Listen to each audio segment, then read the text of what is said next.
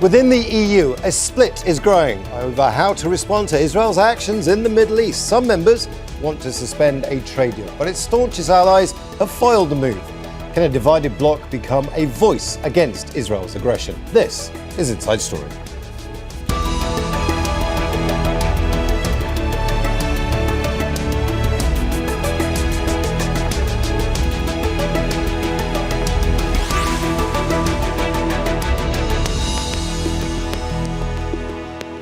Hello and welcome to the programme. I'm Imran Khan. More than 1 million people have signed a petition asking the EU to suspend a trade deal with Israel for its atrocities in Gaza. And 3 member states, Spain, Ireland and Slovenia, tabled a proposal backing that call. Suspension would have required unanimous approval, but Israel's close partners like Germany blocked the move. Still, the relationship between Brussels and its biggest trading partner is under increasing scrutiny. So can the EU become a strong force opposing Israel's actions in the Middle East? Will it stand on the side of human rights and international law against Washington? We'll discuss all of this with our guests shortly, but first, this report from Imogen Kimber. Israel's relationship with Europe is being tested once again. Spain, Ireland and Slovenia have called for the suspension of the European Union's special partnership with Israel. They point to the new death penalty law for Palestinians, the humanitarian crisis in Gaza, and the increase in construction of illegal settlements in the occupied West Bank. We are a people who are friends of the people of Israel. But no, we do not agree with the actions being taken by their government. And a government that violates international law, and therefore violates the principles and values of the European Union, cannot be a partner of the European Union. The association agreement has been in place since 2000 and allows for free trade between Israel and the EU. The exchange of goods and services amounted to about $50 billion in 2024. It includes an obligation to respect human rights and democratic principles, which the countries say Israel is in breach of. Speaking alongside the Lebanese Prime Minister, the French President also questioned Israel's commitment to the terms. Il est évident que si Israël continue cette politique, it is clear that if Israel continues with this policy, which ultimately runs counter to its very own history, we cannot simply carry on as though nothing was happening. Since the Israeli military intensified its attacks on Lebanon in March and expanded its occupation, it's killed more than 2,400 people, displaced 1.2 million, and razed towns and villages across the south of the country. Last week, Italy cancelled its defence cooperation deal with Israel after Israeli troops fired on Italian UN peacekeepers in Lebanon. However, it joined Germany in blocking the halt to the trade accord. Given that the suspension of the association agreement needs unanimity, there was no support for this needed in the room. And the measures that we have already on the table that require qualified majority will require states shifting their position. Some EU members are calling for dialogue with Israel, while others argue European countries are expected to defend international law. So the matter is likely to be debated again when the bloc's foreign ministers meet next month. Imogen Kimber, Al Jazeera for Inside Story.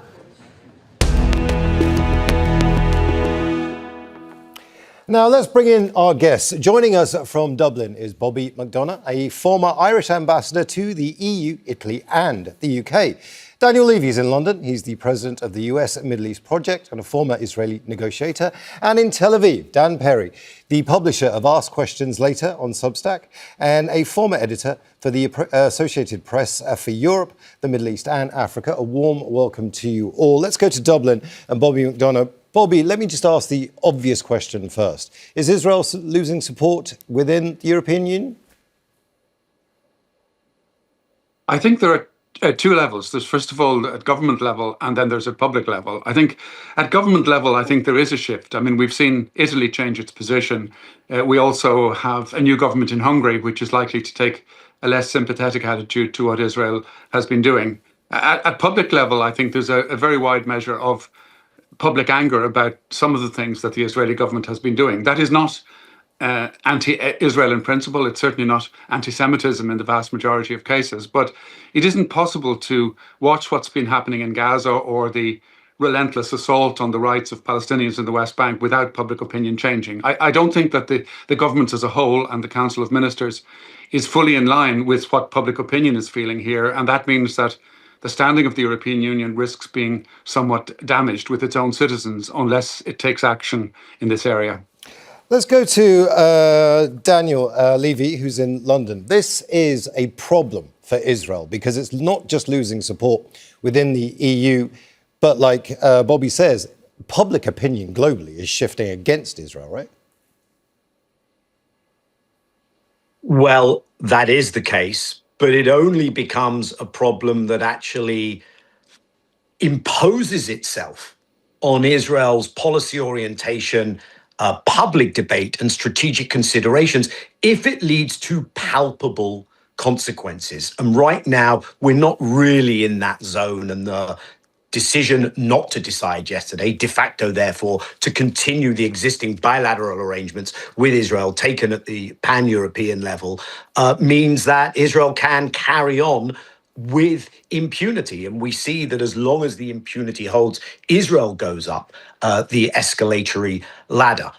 So the question is that after we saw Europe take a pass on acting collectively in a serious way, despite the shifts in public opinion that Bobby shared with us, during everything we saw done in Gaza, when Europe saw that its own credibility, its own reputation, its own standing with its own public was not enough, that this significantly impacted the international architecture of law, the multilateral institutions, none of that was enough. But now we see something else. We see what you could call a kind of Israel impunity tax, because that impunity emboldened Israel further, and Israel pulled the US into this war against Iran. And this time, what Europeans face isn't that these perhaps abstract things, international law, human rights, but they face a situation in which economic growth is down, inflation is up. This is the biggest economic energy shock in decades. Every European is feeling this now. And make no mistake, it's a consequence of dealing with Israel with impunity. And yet, even under these circumstances, they scurry for cover collectively, and they do not act vis-a-vis Israel. So I think this has become a much bigger question. It's about the future of Europe as much as it is about the future of Palestinians or Israelis or Lebanese, etc. Let's go to Dan Perry. Dan, is this unpopularity all down to one man? Is this Benjamin Netanyahu? Or is this, as I suspect, the fact that Israel is now much more openly racist and much more right-wing than it ever has been? I'm not sure I'd agree with those assertions, but it's much about one man. Yes, I think Israel faces a major fork in the road, not just in Europe's attitude towards it and the world's attitude, but its entire reality. And down one road goes the Netanyahu coalition, extreme right, ultra-religious, and at loggerheads with the region and the world, continuing.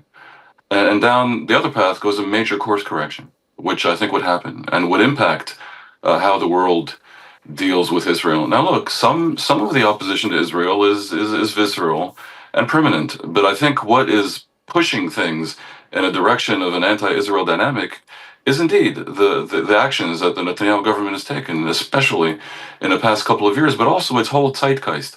Netanyahu is part of this global cabal of elected autocrats.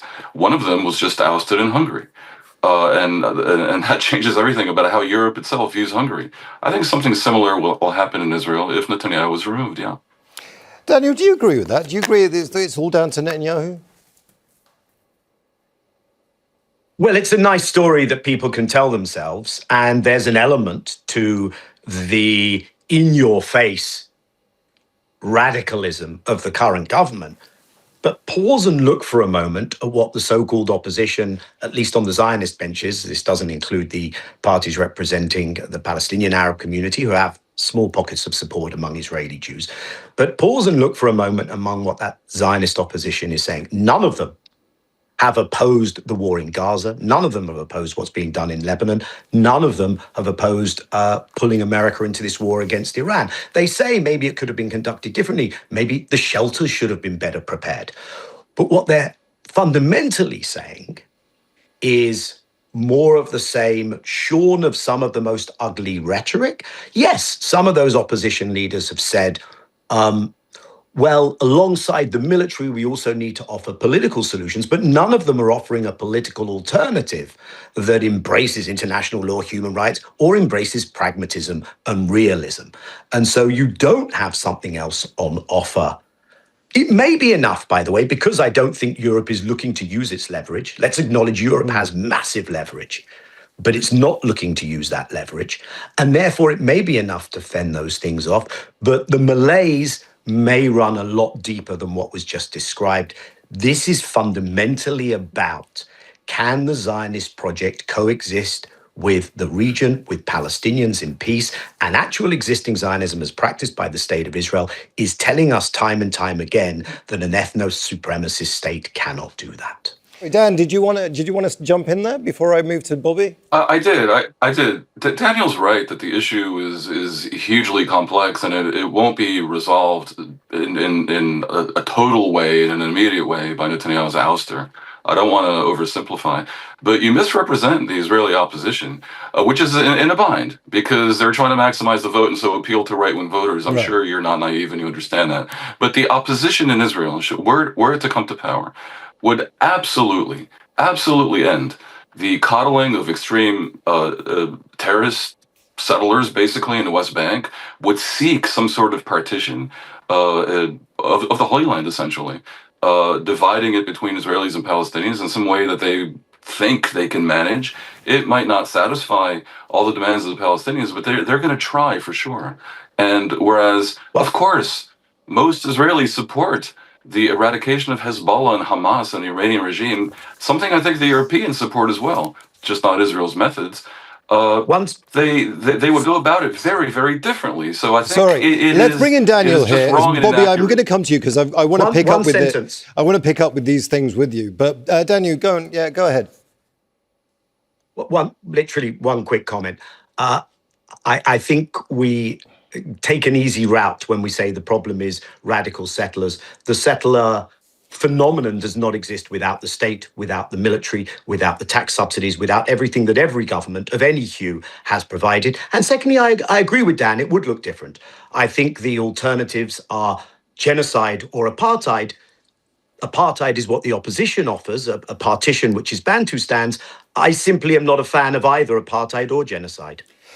Bobby, I think it's there's a lot of conflict. Sorry. I want to come to Bobby first because I want to get the European angle on this. I mean, there's a lot of division within Europe when it's come to the issue of Israel. But broadly speaking, Israel is an important trading partner. It's the biggest trading partner, and it sees itself as being the democracy that's in the Middle East and almost part European. So there's a natural affinity there. Is that damaging to the European Union? I think it's important, Imran, to understand the decision-making procedures of the European Union. They may sound a little bit boring, but they're very important. Europe has to decide things either by unanimity, in which case all member states have to agree, or by qualified majority, in which most of them have to agree. And so it isn't the case, as I think you said earlier, that there was a split growing amongst the EU member states. The starting point is that there are 27 individual countries with different histories and different perspectives. And it's very, very difficult to come together. So on the various actions that could be taken against Israel, some require unanimity, such as suspending in full the association agreement. Others are possible by qualified majority, like suspending the trade aspects of the agreement or by putting tariffs on products from the occupied territories. So it's not as though there is a monolithic European Union sitting in an office in Brussels that's betraying its values. There are 27 independent countries, and of course, Germany in particular has its own history. So it's very, very difficult for them to come together. But I think that there's now a reasonable prospect with the next meeting of ministers on the 11th of May, and with Italy shifting its attitudes somewhat, and Hungary and perhaps others, that some sort of action will be taken. I don't believe that there will be unanimity. I also think, and I indeed said in my initial comment, that in terms of consistency, the European Union should take action, because in relation to Russia's invasion of Ukraine, it objects strongly to a large country, or a very powerful country, invading and taking over land that doesn't belong to it, and the relentless targeting of civilian infrastructure and so on. So in terms of consistency and its own values, the European Union, in my view and in Ireland's view, certainly should take whatever action is possible within our decision-making procedures. But I wouldn't say, I wouldn't be quite as negative as Daniel, because Europe exists on the basis of the rule of law. And on the one hand, that ought to impel it to take stronger action against Israel at the moment. But it also has to respect its own rule of law. And its own rule of law means that we cannot act unless our own procedures are followed and met. And that's extremely difficult. But I'm a little bit hopeful that Europe will move in the direction that it should have been moving in a long time ago. Which direction is that? Just clear that up for us, because I'm interested to see, you know, what that means for Ireland, what that means for the European Union. Well, Europe is not anti-Israeli or anti-Semitic. Of course, there are small pockets of very crass and ignorant people who are anti-Semitic. But I think the starting point of most European citizens is that all human lives are of equal value. And what happened in the Hamas attacks on Israeli citizens was absolutely grotesque. And most Europeans and governments were immediate in their condemnation of that. But the relentless taking over of Palestinian land and the introduction of capital punishment to be administered by military courts and so on is equally abhorrent to most Europeans. So you did say, I think, Imran, that Netanyahu sort of claims that he's representing Western values or democratic values. And in an ideal world, and going back some time, that there was a large element of truth in that. But it certainly isn't the case now. And when we hear Netanyahu saying, as we did just the other day, that Israel was acting on behalf of humanity, we really, I mean, if it wasn't so tragic, we'd have to laugh. I want to bring in Daniel here. I want to widen this out slightly to the US. J Street, a very powerful Israeli lobby, has suggested that America needs to normalize its relations with Israel. At the moment, America almost has a special nation, a favored nation status when it comes to Israel. They're talking about arms here. They're saying Israel shouldn't get a discount on arms. It should pay the full price. They're still going to sell them the arms. They just want them to pay the full price. That's quite extraordinary coming from a pro-Israeli lobby in the US. Do you think US attitudes towards Israel are shifting, Daniel? Well, undoubtedly, they're shifting. You see what's happening with public opinion. You see where the center of gravity very pronounced amongst Democrat voters, and the inability of Democrat electeds to continue to ignore that, hence the overwhelming support amongst Democrats in the Senate for a small measure of restricting certain arms or bulldozer sales to Israel. But I think this is about a bigger question of where America is going, and to go back to our previous conversation, where Europe is going. And here Israel is making a certain bet. It's a bet more suited to the current leadership, but it's a larger bet, because Bobby just mentioned Europe is committed to the rule of law. And my question, I think, would be, what is Europe's purpose today? Because I think we are seeing the eclipse of their hegemony of an old liberal order. And what Israel is going along with, it doesn't have to be Viktor Orban. It's something, I think, more subtle, which is in a world of geopolitical fluidity, Israel can bring certain power tools, certain things that Europe might want to the table in a Europe that is questioning its purpose. And therefore, alongside the kinds of measures that Spain, Slovenia, Ireland, others are calling for and are bilaterally taking. You have the strengthening of the arms relationship between Israel and certain European states, especially Germany. Germany has just signed some of its biggest arms contracts. You see energy relationships, for instance, with Greece and Cyprus. You see what are the future nodes of connectivity going to be? There was this push for an India, Middle East, Europe corridor, which Israel was the center of gravity. And so I think Europe has to ask itself the question, especially with the US, which you referred to, being in the state it's in, going after Europe, showing contempt for Europe and for NATO, but the US also offering a different way.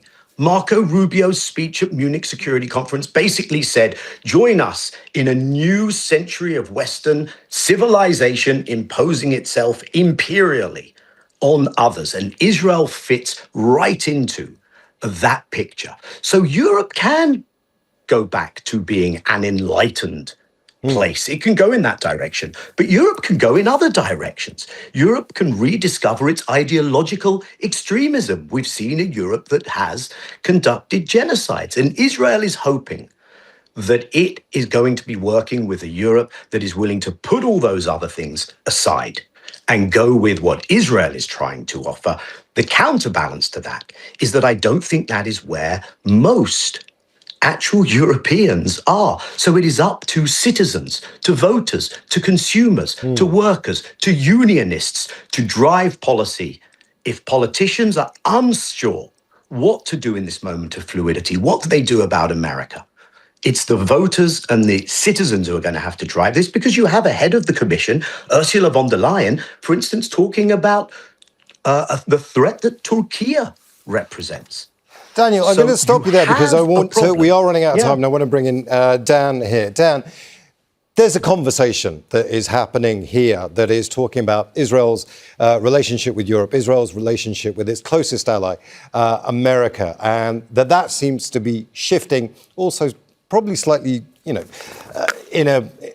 a way that is perhaps not palatable, but it's happening. But my question to you is this.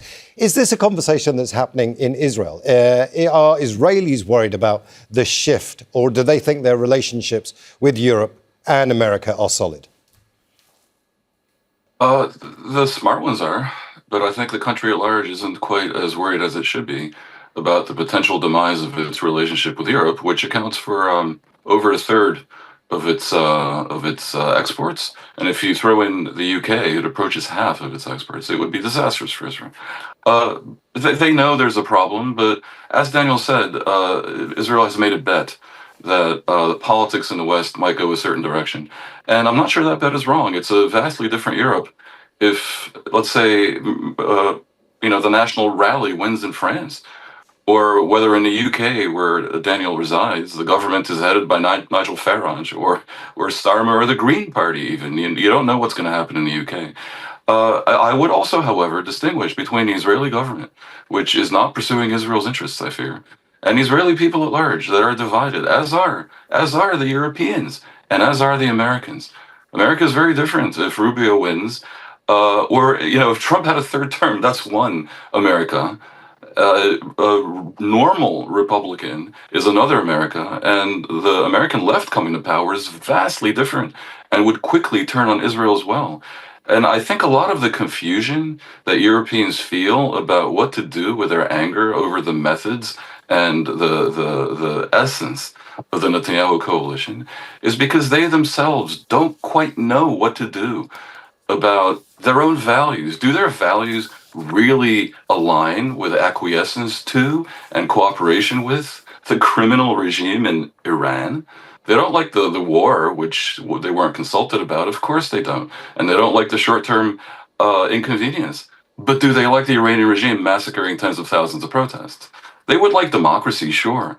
But do they really apply democratic principles in all their association agreements? Israel has an association agreement, but so does Lebanon, that systematically denies the Palestinians basic rights. Dan, are you suggesting that because Israel and other states, Iran and Lebanon, don't have perhaps robust democratic institutions that Europe can get away with it?